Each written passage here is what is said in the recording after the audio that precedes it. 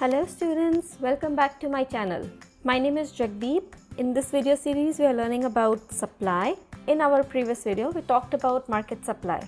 In this video, we'll take a look at the difference between quantity supplied and supply. So without wasting any time further, let's get started. So as we can see here, I've written two segments, which is change in quantity supplied and change in supply. Let's take a look at the meaning of each of these first. Now, when we talk about change in quantity supplied, it will refer to a specific quantity that a producer is willing to sell at a specific price. Say for example, for $1, the seller is willing to sell one loaf of bread. Likewise, when we talk about change in supply, it refers to various quantities of a commodity that the seller is willing to sell at different price points at a point of time.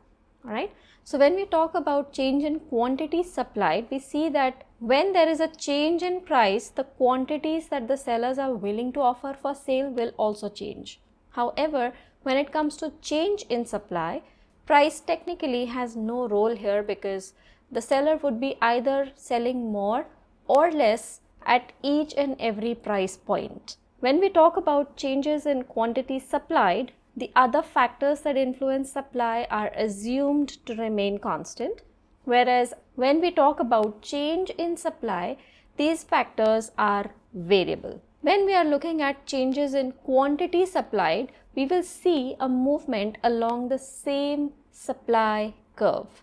However, when we talk about change in supply, the whole of the supply curve would move and shift either to the right or to the left. These movements along the supply curve are called as expansion or contraction.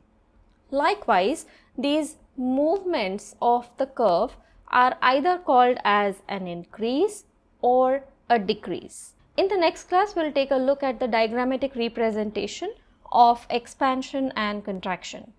However, before we end today's session, if you ever feel stuck or you want to get a deeper understanding of economics, I also offer one-on-one online tutoring that is designed to help students just like you to not just study but truly understand the subject. So if you're interested, you could DM me on the number that is available on the screen and in the description box. If you found this video helpful, a quick thank you through a super thanks button below goes a long way.